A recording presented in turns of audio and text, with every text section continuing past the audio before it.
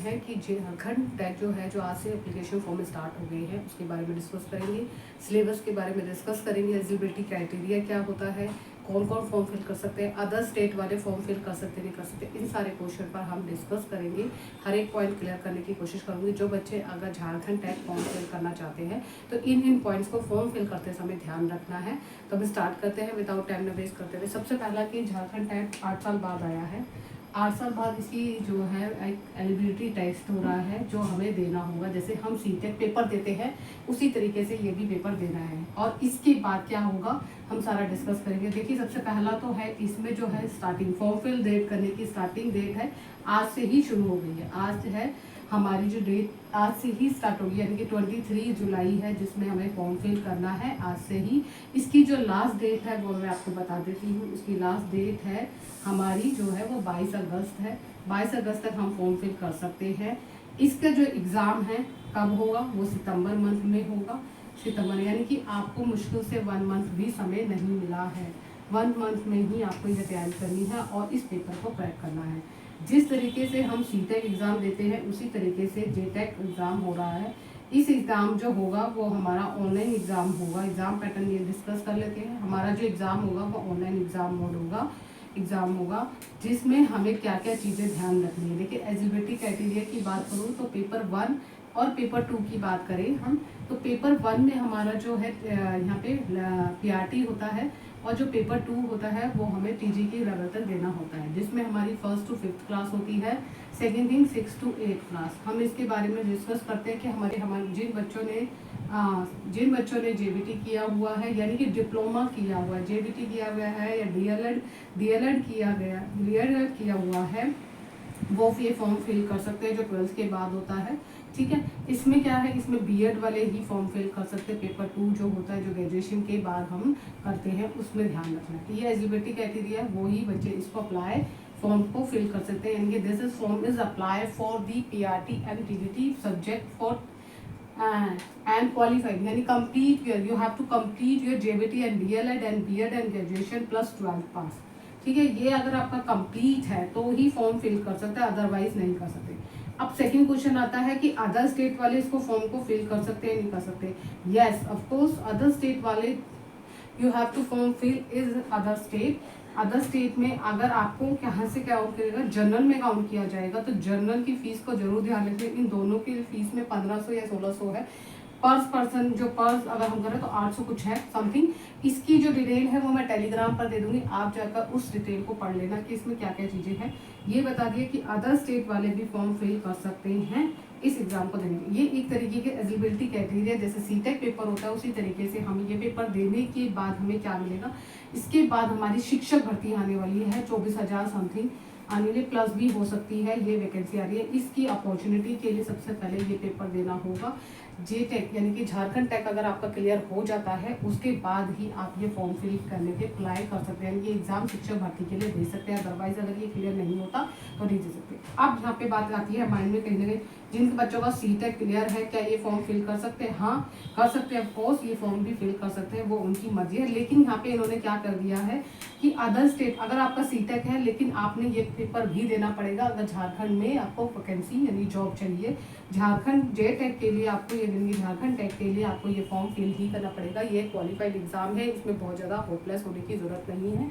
सबसे इम्पोर्टेंट बात है, अब हम डिस्कस करते हैं इसमें सिलेबस क्या है। पेपर 2 की बात करते हैं, दोनों ही डिस्कस करते हैं। सबसे पहला हमारा जो सीडीपी आता है 30 नंबर की इधर आती है। पेपर 2 में यहाँ पे भी लैंग्वेज 1 होता है।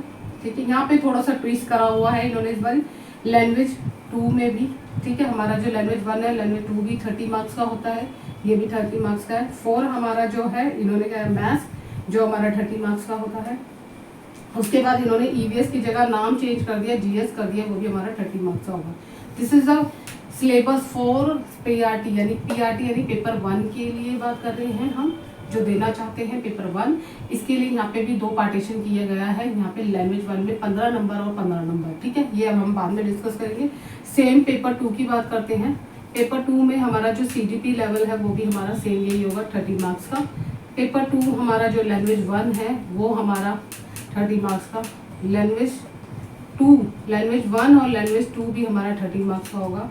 अब यहाँ पे लैंग्वेज 4 में हमारा 30 मैथ्स और ईवीएस होता है, पेपर 2 में हमारा SST ये कैसे होता है ये भी डिस्कस करेंगे। और जिनका 5 नहीं होगा ये अदर्स उसके लिए है, जिसने साइंस और मैथ्स लेना है, ठीक है, ये हम डिस्कस करेंगे। फर्स्ट ऑफ ऑल यहाँ पे देखना है कि ऑनर शीट से कैसे भरना है, ये ध्यान रखना है। पूरा NCERT को NCERT SCERT और हमारा SCERT।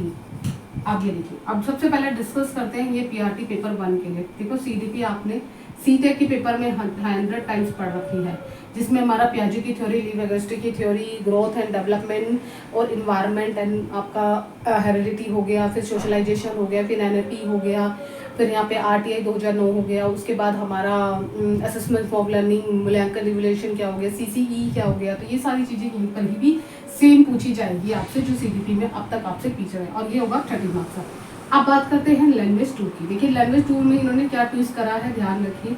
लैंग्वेज 2 में पहले क्या होता था कि यहाँ पे सिंगल एक सब्जेक्ट आता था, जैसे हमारा CTEC होता है, लेकिन यहाँ पे ट्विस्ट कर दिया कि यहाँ पे 2 लैंग्वेज चूज करनी पड़ेगी, हिंदी या इंग्लिश लेनी पड़ेगी। अगर आपने हिंदी या इंग्लिश 15-15 नंबर की, 15 नंबर की हिंदी, 15 नंबर की इंग्लिश, अगर आपने ये दोनों के अलावा लैंग्वेज चूज करी है, यहाँ पे एक उर्दू भी है, उर्दू भी लैंग्वेज है, ये अदर लैंग्वेज जो भी उन्होंने मेंशन कर रखी है वो लेनी है, ठीक है। ये दोनों लैंग्वेज पेपर 1, देखिए फॉर्म फिल करते हुए इस चीज़ का ध्यान रखना है स्पेशली फॉर कि आपको लैंग्वेज 1 में 30 नंबर की आएगी, जिसमें से 15 नंबर की हिंदी, सपोज आपको जो हिंदी ली है, और 15 नंबर की इंग्लिश देनी पड़ेगी। उसके बाद या फिर उर्दू, या हिंदी, उर्दू, इंग्लिश या अदर लैंग्वेज जो भी आपको आती है अच्छी तरह की। ये नहीं कि आपको इंग्लिश उर्दू नहीं आती और उर्दू मेंशन कर दिया और वहाँ पे उर्दू में ही आपका पेपर आएगा, तो इस चीज़ का ध्यान रखना है आपको। बात करते हैं लैंग्वेज 2 में भी, अगर आपने हिंदी यहाँ चूज करी है, इंग्लिश यहाँ चूज करी है, तो 30 मार्क्स की आपको उर्दू लेनी पड़ेगी, सेम लैंग्वेज नहीं मिलेगी। अगर आपने सपोज आपने यहाँ पे हिंदी और उर्दू ले लिया है, सपोज मैं एग्जांपल बता रही हूँ, यहाँ पे हिंदी और उर्दू ले लिया, तो यहाँ पे इंग्लिश जो आएगी आपकी, अगर इंग्लिश चूज करनी पड़ेगी, क्योंकि तीनों लैंग्वेज अलग अलग है, इंग्लिश तो 30 मार्क्स की आएगी। तो आप इंग्लिश लैंग्वेज को चूज करते समय, ये जो लैंग्वेज है चूज करते समय इस चीज़ का ध्यान रखना कि उर्दू और इंग्लिश ले लोगे तो यहाँ पे 30 मार्क्स की आपकी हिंदी आएगी। तो इस चीज़ का ध्यान जरूर रखना कि आपको जो लैंग्वेज सबसे अच्छी तरीके से आती है वही लैंग्वेज को फॉर्म फिल करना, ठीक है। ये भी 30 मार्क्स का है, इसका खाली 30 ये 2 पार्ट में डिवाइडेड ये ट्विस्ट हुआ है, अदरवाइज बाकी सेम है।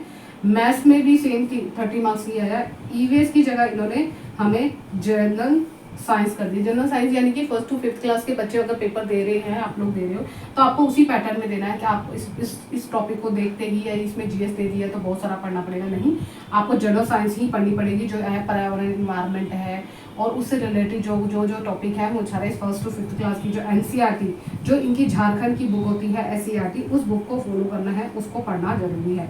यानी कि हमारी जो SCERT की जो बुक्स है उनको पढ़ना जरूरी है, यानी 1st to 5th क्लास की बुक्स को पढ़ना जरूरी है। अगर इनको बुक्स है यानी झारखंड खंड की जो बुक्स लगी हुई है वहाँ पे स्टेट की, वो पढ़नी जरूरी है। उसी पढ़ने से ही आपको ये जो जनरल अवेयरनेस है वो आप क्लियर कर सकते हैं अच्छे मत से, ठीक है। अब हम डिस्कस कर लिया, एलिजिबिलिटी क्राइटेरिया कर लिया, हमने पेपर डिस्कस कर लिया। अब आता है हमारा पेपर 2 जिन्होंने 2 भरना है, यानी बीएड वालों के लिए। बीएड वालों के लिए स्पेशली इसलिए बोल रही हूँ, CDP आपकी सेम है, लैंग्वेज 1 में यही टूल्स है, यहाँ पे भी इधर ही, और लैंग्वेज 1 में भी और लैंग्वेज 2 में भी जो मैंने टूल्स यहाँ पे बताया है, यहाँ पे उन्होंने थोड़ा सा चेंज करा है, मॉडिफाई करा है, हम कह सकते हैं। तो ये दोनों ही लैंग्वेज है। अब यहाँ पे आता है कि 60 मार्क्स की आपकी SST पूछी जाती है। SST में आपको क्या होता है कि 20 मार्क्स की आपकी पेडालॉजी, लेकिन यहाँ पे NCERT तो पढ़नी है। बहुत सारे बच्चे ये कंफ्यूजन में होंगे कि हम NCERT भी SCERT भी पढ़ेंगे और यहाँ पे NCERT को भी पढ़ना है, दोनों को ही आपको पढ़ना है, और दोनों में से ही क्वेश्चन पैटर्न दिया हुआ है, इन्होंने दोनों में से ही क्वेश्चन पुटअप करेंगे, ठीक है। पैटर्न में थोड़ा सा चेंज कुछ नहीं हुआ, सिर्फ यहाँ पे ट्विस्ट हुआ है कि यहाँ पे मॉडिफाई करा है, इन्होंने लैंग्वेज को 2 पार्ट्स में डिवाइड कर दिया है। अदरवाइज आपकी SST, आप अब SST कौन लेंगे, देखिए फॉर्म फिल करते समय जिन्होंने आर्ट्स ली होती है, कई बार बच्चे लैंग्वेज भी भरते हैं, जैसे जिन्होंने लैंग्वेज एजुकेशन में पढ़ी होती है या हमारे जो इंग्लिश पढ़ी होती है लैंग्वेज, तो वो भी फॉर्म चूज करते समय SST ही चूज करना, उनको साइंस और मैथ्स चूज करने की आवश्यकता नहीं है, साइंस और मैथ्स वाले ही इसको चूज करेंगे। ये भी हमारा जो होता है 60 मार्क्स का होता है। 60 मार्क्स हमारी 30 नंबर की साइंस होती है, 30 नंबर की हमारी मैथ्स होती है, इन दोनों को मिला के 60 मार्क्स होते हैं। और SST की बात करें तो हमारा जो 60 मार्क्स का पेपर होता है, जिसमें से हमारी पैडालॉजी सेक्शन भी पूछा जाता है, इस चीज़ को भी ध्यान रखना। 20 मार्क्स की हमारी पैडालॉजी सेक्शन पूछा जाता है और 40 नंबर की हमारी NCERT। देखिए अब हम यहाँ पे क्या करना है, सबसे पहला तो इम्पोर्टेंट है कि अगर जिन बच्चों ने CTEC दे रखा है उनको तो कहीं ना कहीं इसका फायदा मिल जाएगा। क्यों फायदा मिल जाएगा, क्योंकि उन्होंने CDP भी पढ़ रखी होगी, लैंग्वेज भी पढ़ रखी होगी, लैंग्वेज मैथ्स मैथ्स और ईवीएस में भी वही सेम है। सिर्फ यहाँ पे क्या है कि आपको यहाँ पे फॉलो करना है सिर्फ एनसीईआरटी की तरह। एसएसटी के लिए एनसीईआरटी तो फॉलो करनी है, एससीईआरटी भी, यानी कि जो इनकी तरफ से बुक्स लगी हुई है झारखंड स्टेट की वो भी पढ़नी है। तो जो बच्चे एससीईआरटी एनसीईआरटी पढ़ना चाहते हैं या एससीईआरटी पढ़ना चाहते हैं, अगर आप चाहते हैं कि दोनों ही बुक्स आप पढ़ चुके हैं और दोनों में ही अच्छे मार्क्स हैं, तो बहुत कम समय है आपके लिए और आपको स्मार्ट वर्क की तरह काम करना। ये नहीं है आपको मैं जो टॉपिक्स बताऊंगी सीडीपी के लिए, सीडीपी की लैंग्वेज 1 में कौन कौन से टॉपिक करने जो हम सीटेट में कर चुके हैं वही पूछे जाते हैं। कोई ऐसा नहीं है कि ये एक एलिजिबिलिटी टेस्ट है, जब इसके बाद अगर आपका ये क्लियर हो जाता है तो आपको अच्छी खासी शिक्षक भर्ती देखने को मिलेगी, जिसमें हम कह रहे हैं कि 24,000 भर्ती है जो आपको देखने को मिलेगी। तो इसके लिए आपको यह टेस्ट देना है। अगर ये टेस्ट आपका क्लियर होता है 24,000 वैकेंसी के लिए, आपको ये टेस्ट अगर आपका क्लियर होता है यानी कि झारखंड टैकल होता है, तभी आप इस चीज़ के लिए अप्लाई कर सकते हो। सबसे पहला है कि हमें लैंग्वेज 1 और लैंग्वेज 2 तो बहुत ईजी है, सीडीपी हम कहीं ना कहीं पढ़ चुके हैं। मैथ्स और ईवीएस भी ईजी है, सेम रहता है। कहीं ना कहीं दिक्कत थोड़ी सी बच्चों को, जो बच्चे एक बार भी सीटेट एग्जाम नहीं दिया उन बच्चों को थोड़ा सा दिक्कत यहाँ आएगा कि एसएसटी के लिए आपको दोनों ही बुक्स को फॉलो करना है। एससीईआरटी बुक्स फॉलो करनी है और एनसीईआरटी बुक्स और एससीईआरटी बुक्स को ही फॉलो करना है, जो इनकी झारखंड टैक की होती है उसको पढ़ना है।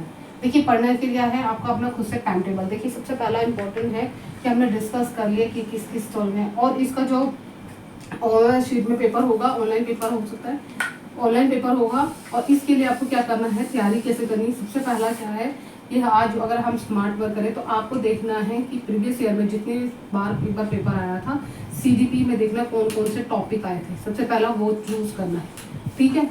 चूज करने के लिए मैं आपको बता दूंगी कि कौन कौन से। देख तो पियाजे की थ्योरी बहुत बार पूछी गई है, एनएलपी 2 बार पूछा गया है, आरसीटी बहुत बार पूछा गया है, ठीक है। उसके अलावा हमारे जो टॉपिक है, थ्योरी होगी, ग्रोथ होगी, डेवलपमेंट होगी, हेरिडिटी, इन्वायरमेंट होगी, सोशलाइजेशन हो गया, सीसीई हो गया, assessment for learning, assessment as learning, assessment for learning. तो ये सारे ही असेसमेंट से रिलेटेड जो टॉपिक है, जो टॉपिक बता रही हूँ वो पढ़ना शुरू कीजिए। और उसके प्रीवियस के आपको अपने कंसेप्ट को क्लियर करना है। इसमें कुछ भी पूछ सकता है एग्जाम में। देखिए आपके कंसेप्ट क्लियर होंगे सीडीपी में, तभी आप इस पेपर को आसानी से कर सकते हैं। पेडालॉजी में एज ए टीचर सोच कर ही आपको एग्जाम देना है। बात रही लैंग्वेज 1 और लैंग्वेज 2, तो आपने कहीं ना कहीं प्रीवियस के सीटेट के पेपर उठा लीजिए, वहाँ से आपको हेल्प मिलेगी कि आप कौन कौन से क्वेश्चन पूछे जाते हैं, किस तरीके से पूछे जाते हैं। अब बात रहती है मैथ्स और ईवीएस की। मैथ्स और ईवीएस के लिए आपको सबसे पहले झारखंड की जितनी भी बुक्स है, जो स्टेट की बुक्स होती हैं, वो आपको फॉलो करनी है, उसको पढ़ना शुरू कर दीजिए। आज से ही फर्स्ट डे आप समझ लीजिए, आज फर्स्ट डे है, आज फॉर्म फिल करने का डे है, तो आपको ही फर्स्ट डे में पढ़ना है।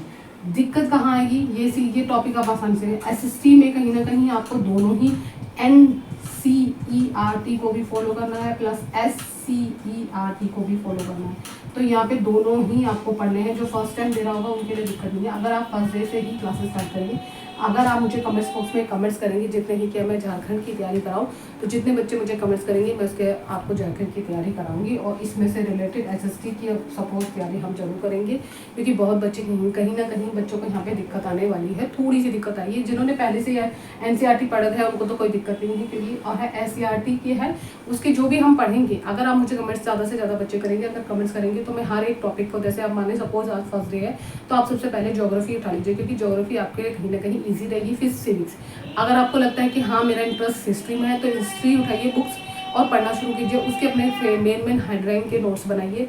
इसके लिए मैं आपको बताऊंगी कि तरीका की नोट्स कुछ नहीं बनाना, टॉपिक पढ़ना है, टॉपिक में हेडलाइन, जैसे सपोज आपका सौरमंडल है तो सौरमंडल में आपको जो टॉपिक दिया गया है उसमें हमारा क्या है, तारे क्या होते हैं, नक्षत्र क्या होते हैं, अर्सा मेजर क्या होते हैं, बिग बियर क्या होता है, मिल्की वे क्या होता है, ब्रह्मास्त्र क्या होते हैं। तो ऐसे टॉपिक होंगे आपके ऊपर। जब हम एससीईआरटी की बुक्स पढ़ेंगे तो उसमें लिखे होते हैं, तब हम उसके नोट्स भी बनाएंगे साथ के साथ, और वो आपको टेलीग्राम चैनल पे मैं दे दूंगी, फ्री ऑफ कॉस्ट होगा वो, उसमें कोई पेड नोट नहीं है। उस टॉपिक को पढ़िए और अपने खुद के नोट्स भी बनाने हैं। जिस तरीके से मैं आपको पढ़ाऊंगी उसी तरीके से आपको भी खुद के साथ नोट्स बनाने हैं। ये आपके आने वाले एग्जाम में काम आएंगे। एससीईआरटी आपका जो है बीपीएससी ट्रायल जो 5 आने वाला है, यानी 4 आने वाला है, उसके लिए हेल्प करेगा। एनसीईआरटी बुक्स आपको पढ़नी है हर एग्जाम में है, चाहे DT+B ले लो, चाहे KVS ले लो, चाहे आपका NVS ले लो, चाहे EMRS ले लो, चाहे AEE ले लो। तो कोई भी जो एग्जाम दे रहे हैं, कॉम्पिटिटिव एग्जाम दे रहे हैं, उसमें हमेशा हेल्प करेंगे। जो आप नोट्स बनाओगे वो कभी भी वेस्ट नहीं जाएंगे, आगे कहीं ना कहीं आपके एग्जाम के काम आएंगे। तो सिर्फ आपको क्या करना है, स्मार्ट तरीके से आपको चैप्टर उठाना है और इसको सीधा पढ़ना है। चाहे आप एक दिन में 2 चैप्टर लीजिए, दोनों चैप्टर के हाथ के नोट्स बनाइए, क्योंकि ये आपको रिवीजन में काम करेंगे आगे 10 दिन की रिवीजन के लिए, ठीक है। अगर इसके अलावा आपको कोई भी डाउट्स होता है तो मुझे कमेंट्स बॉक्स में कमेंट कीजिए। आज की वीडियो में इतना ही। Thank you so much, have a nice day.